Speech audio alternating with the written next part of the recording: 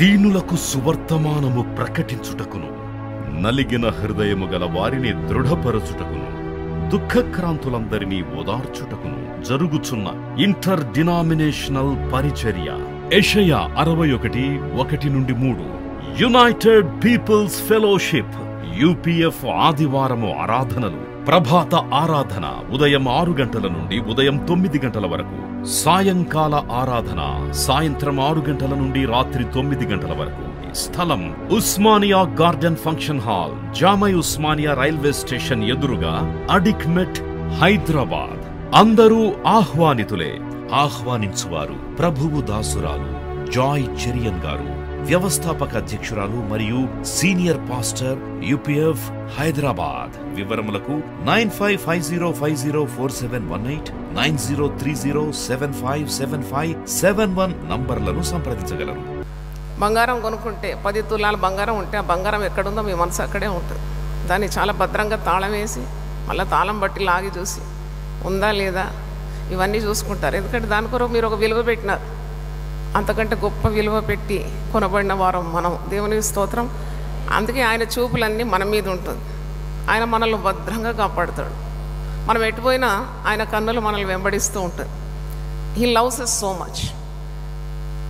పరమగీతాల్లో 2వ అధ్యాయంలో చూసినప్పుడు 2వ వచనంలో, బలురక్కసి చెట్లలో వల్లి పద్మము కనబడినట్లు స్త్రీలలో నా ప్రియురాలు కనబడుచు. ఎంతోమంది స్త్రీలు ఉన్నారు. ప్రియుని నేత్రాలు అందరి స్త్రీల మీద పోదు. ఎవరినైతే ఆయన ప్రేమిస్తున్నాడో ఆ స్త్రీ మీదనే ఆయన నేత్రాలు ఉంటుంది. అందుకే ఇక్కడ ప్రియుడు అంటున్నాడు, బలురక్కసి చెట్లలో వల్లి పద్మం కనబడినట్లు స్త్రీలలో నా ప్రియురాలు కనబడుచున్నది. ప్రియురాలు అన్నప్పుడు సంఘము అని మీరు మర్చిపోకండి, మరి మీరని మర్చిపోకండి. సంఘము అంటే సార్వత్రిక సంఘం. నేను చదివినప్పుడు నేను అనుకుంటా, నేనే అనుకుంటాను. మీరు చదివినప్పుడు మీరే అనుకోవాలి.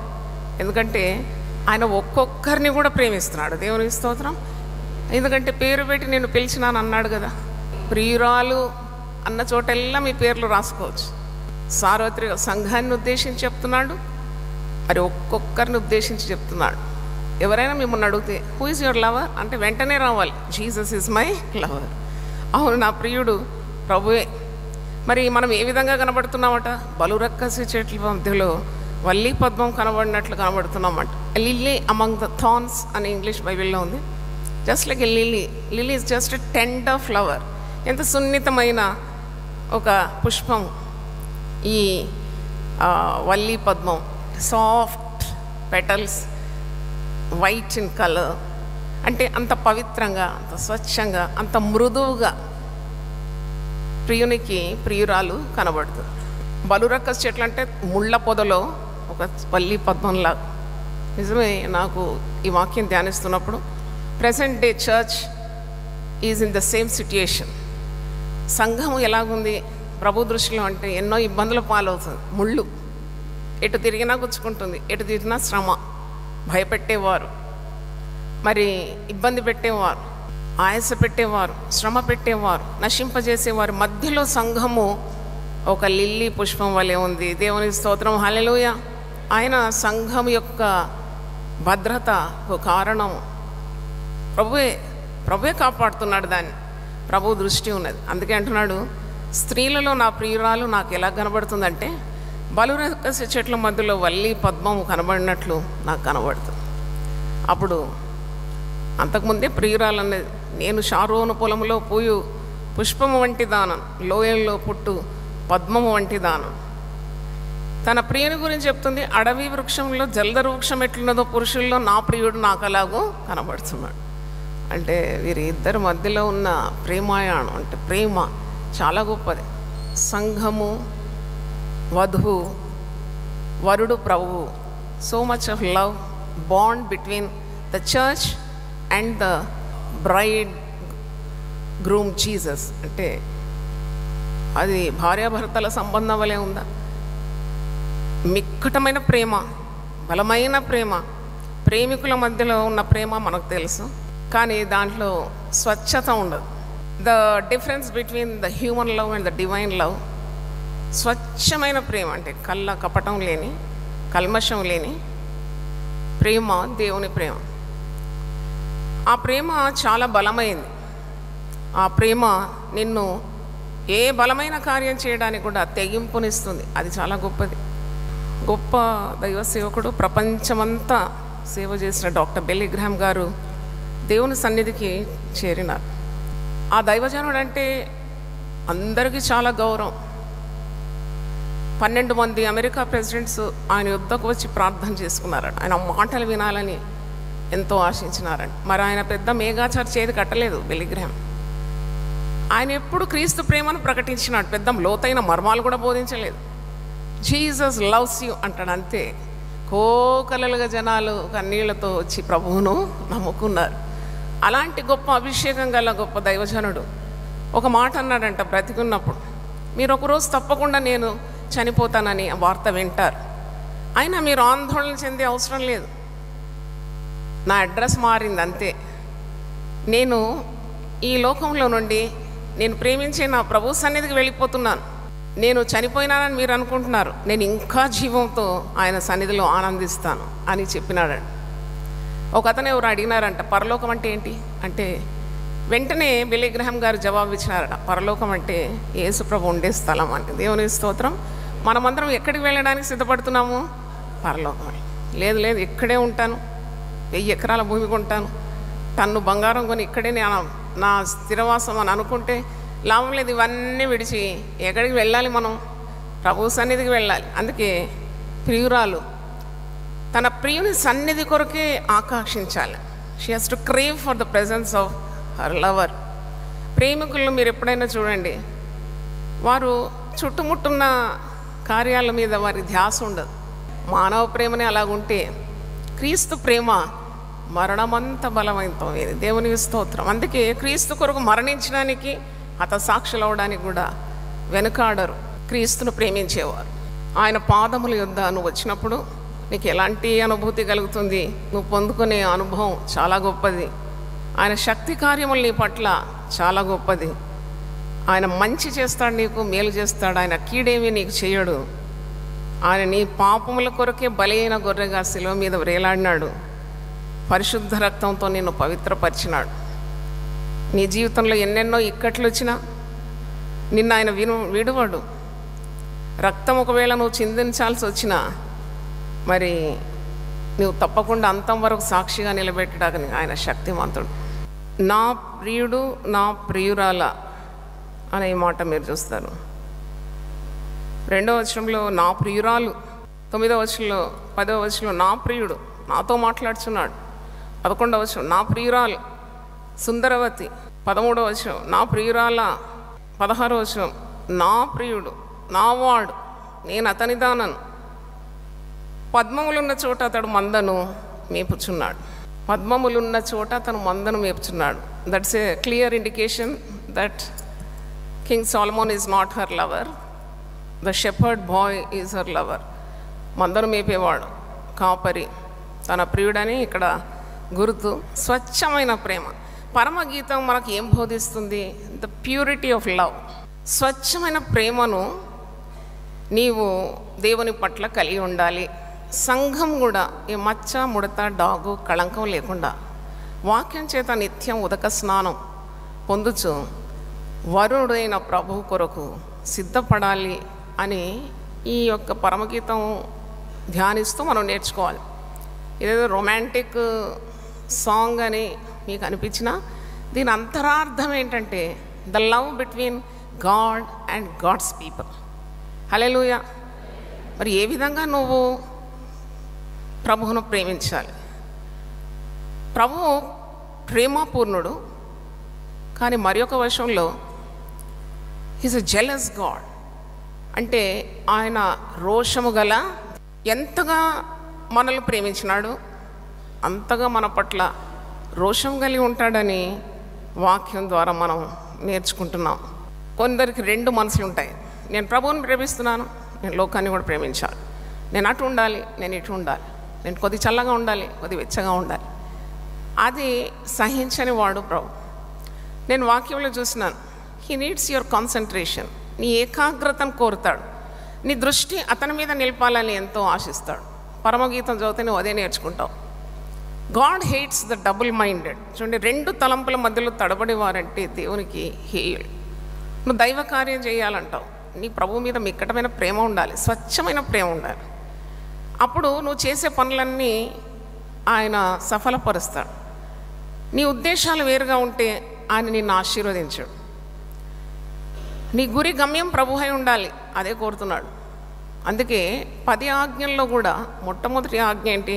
నువ్వు పూర్ణ హృదయంతో, పూర్ణ ఆత్మతో, పూర్ణ బలంతో నువ్వు దేవుడైన యెహోవాని ప్రేమించాలి. దేవుడు ద్వేషించే 2 పాపాలు ఉన్నాయి. God hates 2 sins very very strongly. అదేంటంటే, ఒకటి వ్యభిచారం, మరి ఒకటి విగ్రహారాధన. వ్యభిచరించు వారిని అందరిని నేను సంహరిస్తానంటాడు ఒక దగ్గర. నన్ను విడిచి వ్యభిచరించేవారిని నేను సంహరిస్తానంటే, దేవుని గురి కాకుండా నువ్వు ఇంకా వేటి మీద నీవు ధ్యాసలు పెడితే హీ గెట్స్ యాంగ్రీ. అందుకే ప్రేమ మరణమంత బలవంతమైంది, ఈర్ష్య పాతాళమంతా కఠోరమైందట. అది ఎవరి ఈర్ష్య? దేవుని ఈర్ష్య, దేవుని ఉగ్రత. నిర్గమకాండం 20వ అధ్యాయంలో ఉంటాడు. ఎక్సడస్ 20, నీ దేవుడైన యెహోవాను నేనే దాసుల గృహమైన ఐగుప్తు దేశంలో నుండి నిన్ను వెలుపలికి రప్పిస్తుని, నేను తప్ప వేరొక దేవుడు నీకు ఉండకూడదు. పైన ఆకాశం అందే కానీ, క్రింది భూమి అందే కానీ, భూమి కింద నీళ్ళ అందే కానీ ఉండు దేని రూపము అయినను విగ్రహమునైనా నీవు చేసుకొనకూడదు. అంటే దేవుని కంటే ఎక్కువగా ఏది కూడా నీకు ప్రీతికరంగా ఉండకూడదు. కొందరు భక్తులను ఆరాధిస్తారు, కాళ్ళ మీద పడతారు. అంటే అప్పుడు ఎక్కువగా దేవుని గురించిన జ్ఞానం లేనప్పుడు అలాగ చేస్తే పర్వాలేదు, కానీ అన్నీ తెలిసి కూడా మరి మనుషులను విగ్రహంగా చేసుకుంటే దేవుడు అటు వారిని మరి తుడిపేస్తాడేమో అనిపిస్తుంది నాకు. ఎందుకంటే ఆయన he seeks your total attention on him. ఆరాధనకు యోగ్యుడు ప్రభువు మాత్రమే, స్తుతికి పాత్రుడు ప్రభువు మాత్రమే. నువ్వు పొగడవలసిన వాడు దేవుడే, ఘనతకు యోగ్యుడు దేవుడే. అందుకే ఇశ్రాయేలు చేయు స్తోత్రముల మీద నేను ఆసీనుడనై ఉంటాను. హల్లెలూయా. ఆయన రోషము గల దేవుడాడు, ఏ విగ్రహాన్ని చేసుకోవద్దాడు. కొందరు చాలా ఎక్కువగా ఎవరిని ప్రేమిస్తారో దేవుడు వారిని తొలగించేస్తూ ఉంటాడు. అలా చేయకుండా పరిశుద్ధ గ్రంథం ఏమంటుందంటే, నీకు ఎవరైనా ఎక్కువగా సహాయపడి, ఎక్కువగా నిన్ను ఆదరించి, నీ కొరకు ఎక్కువ సేవలు చేస్తే వారి కొరకు పట్టుదలతో నువ్వేం చేయాలి? ప్రార్థన చేయాలి. ప్రభు అంటున్నాడు, దేన్ని కూడా విగ్రహంగా చేసుకోకూడదు, వాటికి సాగిలపడద్దు, వాటిని పూజింపకూడదు. ఏలైనగా నీ దేవుడైన యెహోవానగు నేను రోషము గల దేవుడా. నన్ను ద్వేషించిన వారి విషయంలో 3-4 తరముల వరకు తండ్రుల దోషమును కుమారుల మీదకి రప్పించు. నన్ను ప్రేమించిన ఆజ్ఞలు గైకొను వారిని 1000 తరముల వరకు కరుణించు వాడనై ఉన్నా. యాకోబు పత్రిక 4వ అధ్యాయము, ద్విమనస్కులారా, ఓ ఈ డబుల్ మైండెడ్, మీరు మీ హృదయాన్ని శుద్ధిపరచుకోవాలి. మీ హృదయంలో దేవుడే ఉండాలి, ఇంకొకరు ఉండకూడదు. అందుకే మనకు కొన్ని అర్థం కాని కార్యాల చుట్టూ చూస్తాం. వారు దేవుని ఎంత ప్రేమిస్తారో ధనాన్ని కూడా అంత ప్రేమిస్తారు. అది దేవుని దగ్గర చెల్లదు కదా. నువ్వు ఒకరిని ప్రేమిస్తే అన్నీ వదిలిపెడతావు. పేతురు అంటాడు యేసుప్రభు, మేము అన్నీ వదిలిపెట్టి వచ్చామయ్యా నిన్ను, నీ కొరకు మాకేమి లభిస్తుందని ప్రశ్నిస్తున్నాడు. పేతురును ఒక మంచి ప్రశ్న యోహాను సువార్త 21లో ప్రభు పదే అడుగుతాడు. ఆ ప్రశ్న ఏంటి? నీవు నన్ను ప్రేమిస్తున్నావా? నువ్వు నిజంగా నన్ను ప్రేమిస్తున్నావా? 3 సార్లు అడిగేలోగా పేతురు అంటాడు, ఏంటిది పదే అదే ప్రశ్న ఏంటి? డూ యు లవ్ మీ? ఇద్దరు ప్రేమికులు కూడా మాట్లాడుకోవడం ఒకవేళ అంటే మీ అనుభవంలో కూడా ఉండొచ్చు. నిజంగా నువ్వు నన్ను ప్రేమిస్తున్నావా? నిజంగానా? ఎన్ని కష్టాలన్నా ఎదుర్కొంటావా? అవును, నీ కొరకు నా ప్రాణం కూడా పెట్టేస్తాను. మళ్ళా కూర్చు టోపీ పెట్టి వెళ్ళిపోతారు. అలా కాదు నువ్వు దేవునితో చేసే నిబంధన. కనుక ఇక్కడ ద్విమనస్సు ఉండకూడదు. ప్రకటన లవోదికీయ సంఘానికి ఆత్మ చెప్పు సంగతులు ఏమనగా అని ప్రకటన 3:16లో, నువ్వు ఉంటే చల్లగా ఉండు, లేక వెచ్చగా ఉండు. నులివెచ్చని స్థితి దేవునికి అసహ్యం. నువ్వు అటు సై కాంప్రమైజింగ్ విత్ ద వరల్డ్, అన్నిటికీ నువ్వు రాజీ పడుతూ దేవుని ప్రేమిస్తున్నానంటే అది దేవునికి ఇష్టం లేని పని. యేసు ప్రభు తన శిష్యులను ప్రేమించినాడు. యోహాను సువార్త 13వ అధ్యాయంలో ఉందన్నమాట. తాను ఈ లోకం నుండి తండ్రి యొద్దకు వెళ్ళవలసిన గడియ వచ్చినని యేసు పస్కా పండుగకు ముందే ఎరిగిన వాడే లోకంలో ఉన్న తన వారిని ప్రేమించి వారిని అంతము వరకు ప్రేమించాడు. దాంట్లో యూదా ఇస్కరియోతు కూడా ఉన్నాడు. యూదా మోసగాడని తెలుసు, ఇట్స్ ఎ బిట్రేయల్. దొంగ ముద్దు పెట్టి లోకరక్షకుని రాణో వారికి అప్పగించినవాడు. అయినా యేసుప్రభు అంతవరకు ప్రేమించినాడు. నిన్ను ఎరిగినవాడు, నిన్ను ఎల్లవేళలా నువ్వు ఉన్న రీతిగా నిన్ను ప్రేమించడానికి ఆయన సిద్ధంగా ఉన్నాడు అని అర్థం. But he has position over you. అందుకే నీవు కూడా స్వచ్ఛమైన ప్రేమ ప్రభువుకి అందించాలి. ఆయన నా అన్నాడు, నువ్వు కూడా నా అంటున్నావు. 2:16 చూడండి, నా ప్రియుడు నావాడు, ఈజ్ మైన్, నేను అతని దానను. అంటే we are purchased with a great price. నేను చెప్పాను, మనకందరికీ ఆయన స్వరక్తం ఇచ్చి ఒక్కొక్కరిని సంపాదించుకున్నాడు. కాబట్టి we do not belong to this world. అందుకే మీరు ఈ లోకంలో ఉన్నారు, కానీ ఈ లోకాన్ని కాదు మీరు ప్రేమించాల్సింది. ఈ లోకము దాని నటన గతించిపోతుంది. దేవుని చిత్తము జరిగించేవాడు నిరంతరము నిలుస్తాడు. నాకు అనిపిస్తుంది సాతానుతో ఎప్పుడు కూడా ప్రభు ఇలాగే సవాల్ చేస్తాడు, మనల్ని ముట్టుకొనియాడు అనమాట. నిన్ను ముట్టువాడు నా కనుగుడ్డు ముట్టువానితో సమానం. వాక్యంలో మనము చూస్తున్నాము, ఆయన మనల్ని మిక్కటంగా ప్రేమిస్తున్నాడు.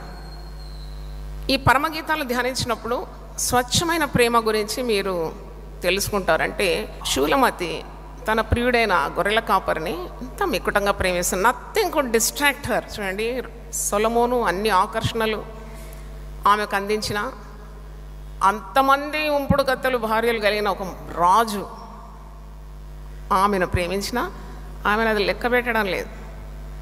ఆమెకు కావలసిందల్లా తన ప్రియుడే, పేద ప్రియుడు, ఏ ఆస్తిపాస్తులు లేదు గొర్రెల కాపరికి. She loves you so dearly, she wants to be in his presence. రాజనగరు పిలిచిన ఆమె తనువుతో పోయింది, కానీ మనసంతా గొర్రెల కాపరి మీద. అలాగే ఉంటుంది విశ్వాసి ప్రేమ ప్రభు పట్ల. భార్య భర్తల మధ్య ప్రేమ కూడా అలాగ ఉండాలని ప్రభు ఆశిస్తున్నాడు. ఎందుకంటే హెబ్రీ పత్రికలో 13వ అధ్యాయం 4వ వచనంలో అపోస్తలుడైన పౌలు అంటాడు, వివాహము అన్నిటిలో ఘనమైంది. కానీ సాతానుడు ఎప్పుడు కూడా గుడ్డలు పెట్టేది ఎక్కడో అంటే కుటుంబాల మీదనే పెడతాడు, దాడి చేస్తాడు. అది మనం గమనించాలి. It is not the will of God that should be fighting and strife in the family between husband and wife. అందుకే ఎవరికో ఒకరికి జ్ఞానం ఉండాలి. ఇది దేవుడు పెట్టిన వ్యవస్థ. వివాహం అనేది దేవుడు పెట్టిన వ్యవస్థ. కాబట్టి దీంట్లో కలహాలు రాకూడదు. ఎవరన్నా ఒకరు మౌనంగా ఉండాలి, ప్రార్థన చేయాలి, దేవుని కృప కొరకు అడగాలి. లేకుంటే దేవుని శిక్ష, ఉగ్రత పిల్లలు భరించాల్సి వస్తుంది, కుటుంబంలో కీడు వస్తుంది. Always strive for holiness in the wedding. కుటుంబాలు ఎందుకు బాగుపడదు అని నేను చాలా ఆలోచించినప్పుడు, ఈ ఇద్దరు భార్యాభర్తలు దేవుని గురిగా పెట్టుకొని బ్రతుకుతే ఎంత బాగుంటుంది. ఆయన 1000 తరాల వరకు కరుణిస్తానని వాగ్దానం ఇచ్చిన దేవుడు ఎందుకు శిక్ష పొందుతూ ఉంటారు? కుటుంబాలు, పిల్లలు బాగుపడరు, కీడు ఉపద్రవాలు ఎందుకు గురవుతారంటే వారు దేవుని యొక్క కట్టడ లేక, వారు తీసుకున్న మరి వౌస్ లేక ప్రమాణాలకు కట్టబడి ఉండరు. భర్త పరస్త్రీ వ్యామోహాల్లో ఉంటాడు. వ్యభిచారం దేవునికి ఇష్టమైన పాపం, అది చులకనగా తీసుకుంటారు. కానీ గాడ్ హేట్స్ అడల్టరీ. వ్యభిచరించిన వారు అందరూ ఎలా కూలిపోయినారో తెలుసు కదా మీకు, పడిపోయినారు, సంహరించబడినారు. అలాగే స్త్రీ కూడా భర్తతో ఉన్నట్టే ఉంటుంది, నటన జీవితం ఉంటుంది. Her interest and concentration will be on some other men. అపవాదికి చోటు ఇచ్చేసినారు. అందుకే వాడు ఇష్టం వచ్చినట్లు కుటుంబంలో తాండవం ఆడతాడు.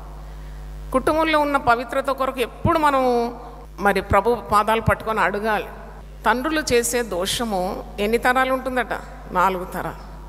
ప్రభు ప్రేమ చాలా ప్రశస్తమైందని మనం గమనించాలి. చాలామంది భర్తలు లేని వాళ్ళు ఉంటారు ఇక్కడ, భర్తలు మరణించిన వారు. యెషయా 54లో నిన్ను సృజించిన వాడనైనా నేను నీకు భర్తగా ఉంటాడు. ఇశ్రాయేలుకు భర్తగా మరి యెషయా 54లో వివరణ మనం చూస్తాం. భర్త లేకుంటే నీవు ఎవరిని ప్రేమించాలి? వికటంగా ప్రభువునే ప్రేమించాలి. ప్రభు పాదాల మీద పడి ప్రార్థన చేయాలి. నా పేరట మీరు నన్ను ఏం అడిగినా నేను దాన్ని చేస్తానన్నా. కొందరికి మరి పురుషులు ఉన్నా కానీ సుఖం లేదు. బ్రహ్మగీతంలో చూసినప్పుడు స్వచ్ఛమైన ప్రేమను మనం చూస్తున్నాం. అన్నట్టు పురుషులకు బాధ లేదని కాదు, కొందరు గయ్యాళి అనే స్త్రీతో కాపురం చేస్తూ ఉంటారు, చాలా మౌనంగా బాధపడుతూ ఉంటారు. అట్టివారికి కూడా యేసు ప్రభు ప్రాణప్రియుడని నువ్వు మర్చిపోకూడదు. నా ప్రియురాల అని పిలిచినప్పుడు కేవలం స్త్రీలను ఉద్దేశించి కాదు, సార్వత్రికమైన సంఘాన్ని ఉద్దేశించి ఆయన పిలుస్తున్నాడు. He says you are mine. యెషయా 43:1 ఉంది కదా, నేను నిన్ను పేరు పెట్టి పిలుచుకున్నాను, నీవు నా సొత్తు, నువ్వు భయపడే అవసరం లేదు, నేను నిన్ను విమోచించి ఉన్నాను, భయపడకము, పేరు పెట్టి నిన్ను పిలిచి ఉన్నాను, నీవు నా సొత్తు. నీవు జలములలో బడి దాటునప్పుడు నేను నీకు తోడై ఉందును, నదులలో బడి వెళ్ళినప్పుడు అవి నీ మీద పొర్లిపారవు, నీవు అగ్ని మధ్య నడిచినప్పుడు కాలిపో. యెషయా 54 ఒకసారి చూడండి.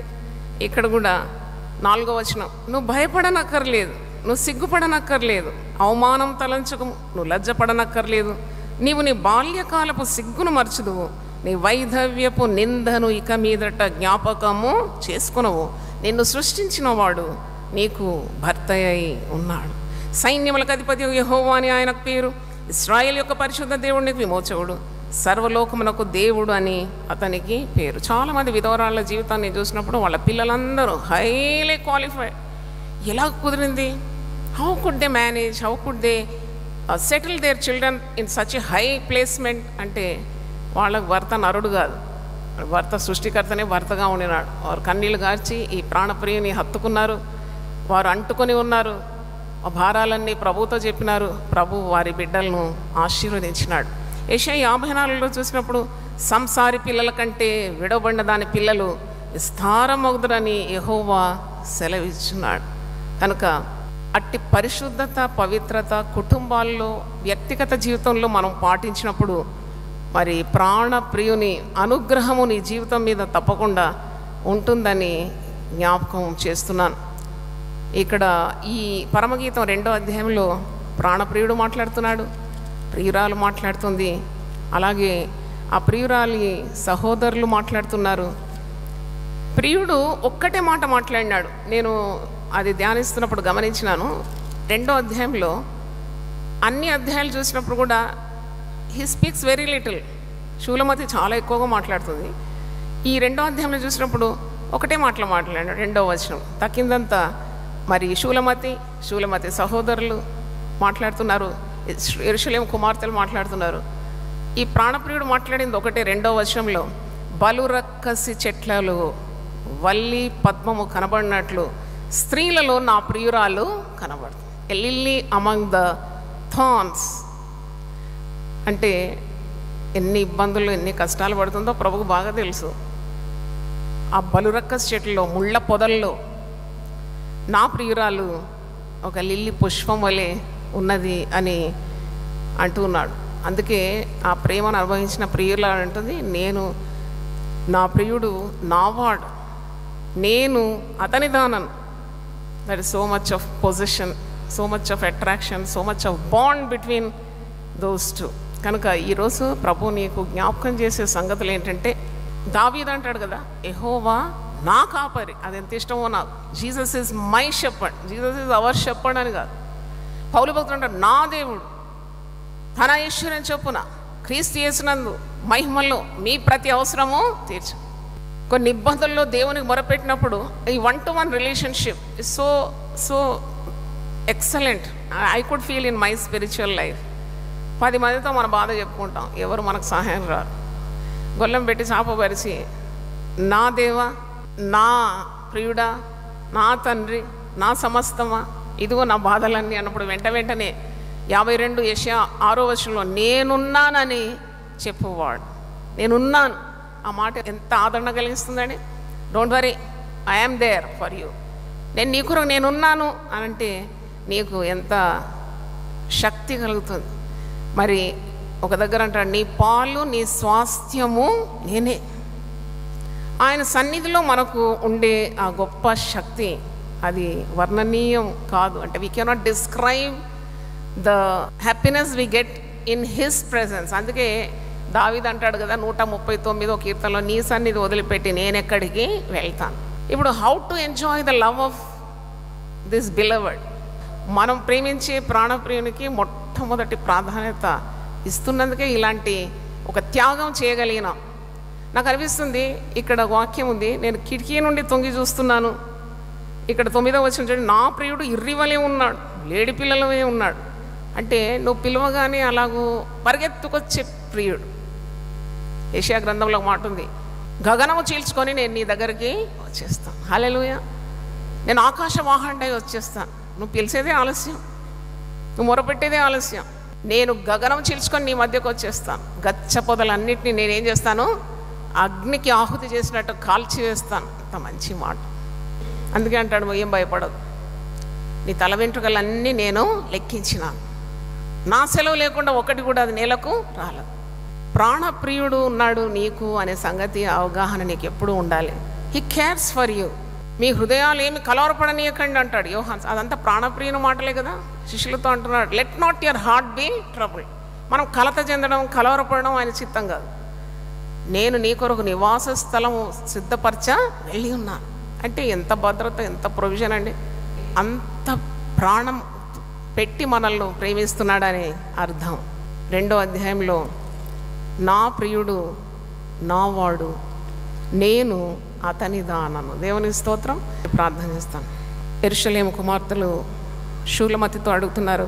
పరమగీతాలు 5:9 మేము చూసాము, వేరు ప్రియుని కన్నా నీ ప్రియుని విశేషమేమి.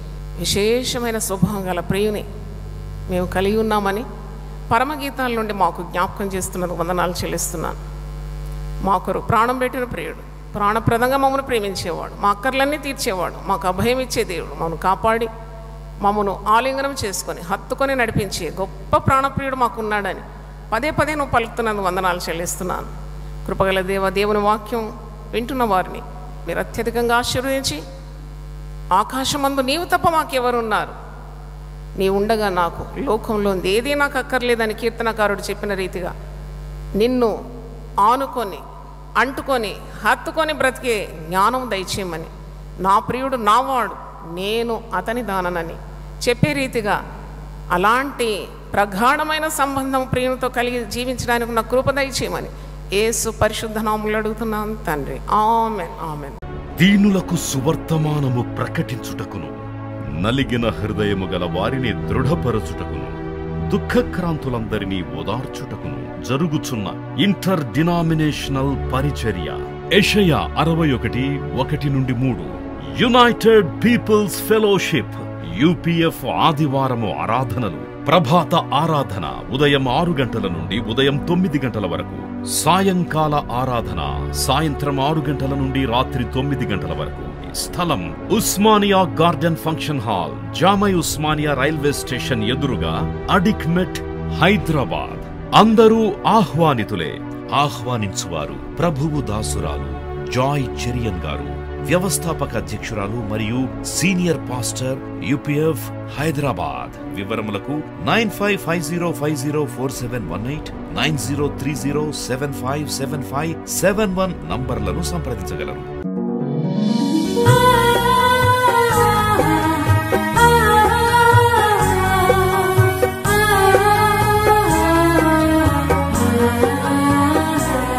నీ ధనము నీ ఘనము ప్రభు యేసుదే, నీ దశమా భాగము నీయ వెనుదీతువా.